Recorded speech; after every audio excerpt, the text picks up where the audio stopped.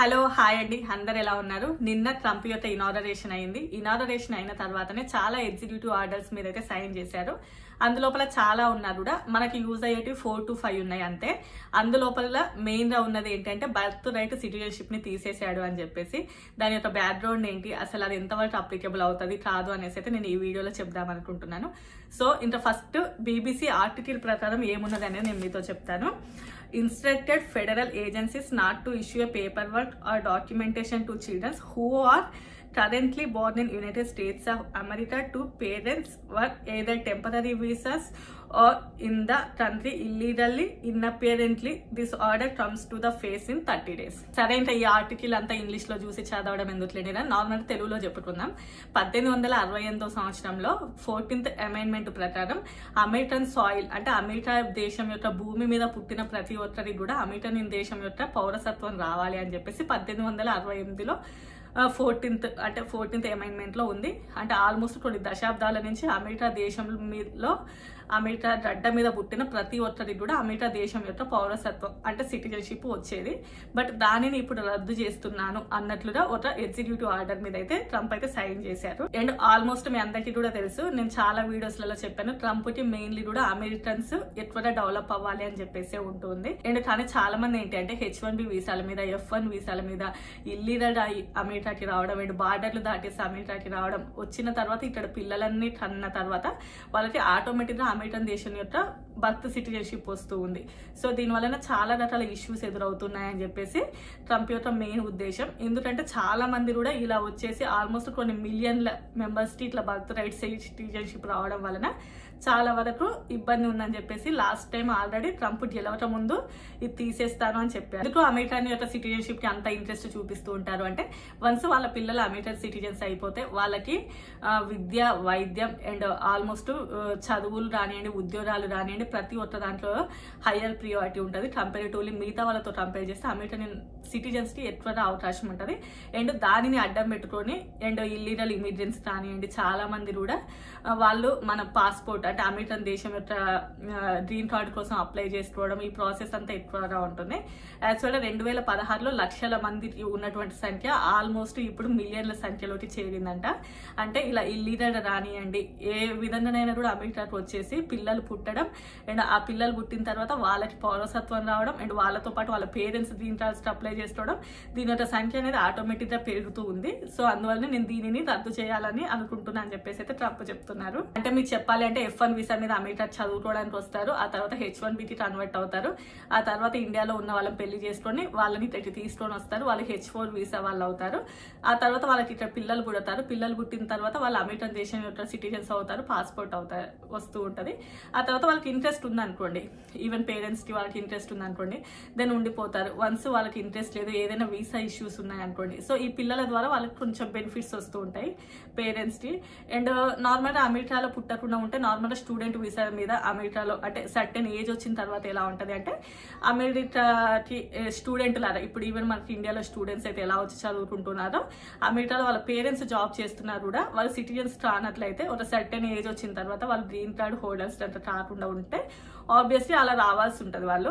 So ఇవన్నీ కూడా అంటే చాలా రకాల బెనిఫిట్స్. ఇంకా కొంతమంది ఏంటంటే ఎవరైతే అన్డాక్యుమెంటెడ్ పీపుల్స్ ఉంటారో, అంటే డాక్యుమెంటేషన్ సరిగ్గా లేకుండా ఉంటారో వాళ్ళకి మాత్రం ఇది అప్లై అవుతూ ఉంటుంది. కాకపోతే ఎవరైతే ఈ H1B వీసాల మీద నార్మల్గా డాక్యుమెంటేషన్ ప్రాపర్గా ఉంటుంది, ఆబ్వియస్లీ H1B వీసాలు అంటే వాళ్ళకి మాత్రం ఇది అప్లై అవ్వదు అని అంటున్నారు. But as per BBC article ప్రకారం అన్డాక్యుమెంటెడ్ పీపుల్స్ అనేది ఏమి కూడా లేదు అందులోపల. ప్రతి ఒక్కరికి కూడా అంటే నార్మల్గా ఇప్పుడు ప్రజెంట్ H1B వీసా వాళ్ళకి అండ్ ప్రతి ఒక్కరికి కూడా ఇది అప్లై అవుతుంది అని చెప్పేస్తుంది.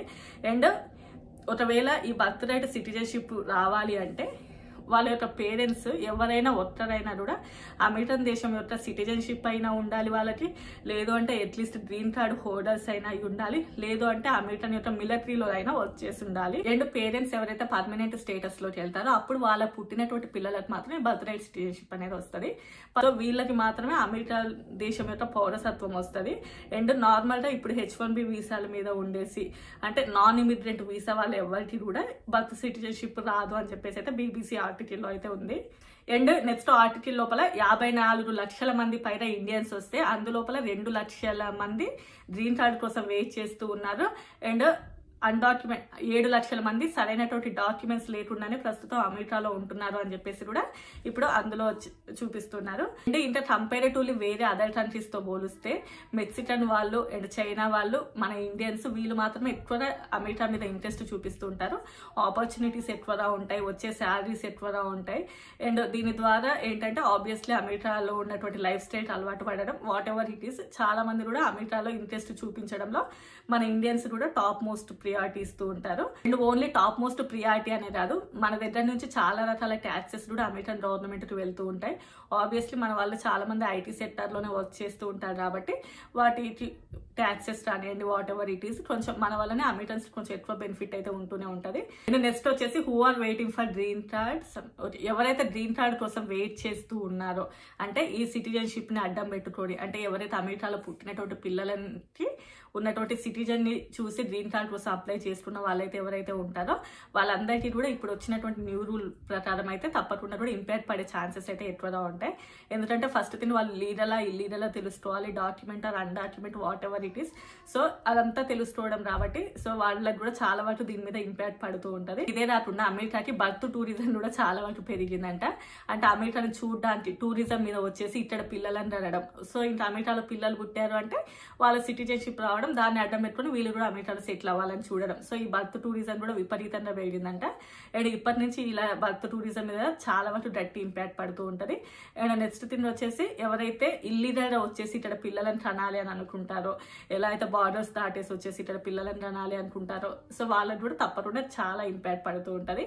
ఆబ్వియస్లీ మన ఇండియాలో తెలుగు వాళ్ళు ఎక్కువగా రాకున్నారు కూడా, గుజరాతీలు రానివ్వండి, వేరే వాళ్ళు ఎక్కువ మంది ఇల్లీగల్ అమెరికాకి వస్తూ ఉంటారు అండ్ వాళ్ళు ఇక్కడ సెటిల్ అవ్వడానికి చూస్తూ ఉంటారు కాబట్టి వాళ్ళకు కూడా చాలా పెద్ద ఇంపాక్ట్ పడుతుంది. బట్ ఇప్పుడు ఉన్నటువంటి బర్త్ రైట్ సిటిజన్షిప్ వెంటనే అప్లై అవుతుందా అంటే అది చాలా పెద్ద క్వశ్చన్ మార్క్ అనే చెప్పుకోవాలి.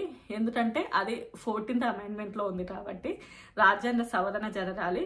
అది జరగాలి అంటే అంత ఈజీ ఏం కాదు. నార్మల్గా హౌస్లోని కానివ్వండి, లేదు అంటే సెనేట్ లోపల ఆల్మోస్ట్ ఒక 3 మెంబర్స్ ఉంటే అందులోపల 2 మెంబర్స్ వీళ్ళకి సపోర్ట్ చేసినట్లయితేనే ఇప్పుడు ఈ ప్రాసెస్ అనేది ఇంకొంచెం ముందుకు వెళ్తుంది. అంటే ఈ రోజు దాని మీద సైన్ చేయడం కానీ ఇప్పటి నుంచి అది అప్లై అవుతుంది అని కాదు, అసలు ఏమవుతుంది అనేది ఇంత ఫర్దర్ గా తెలుస్తుంది.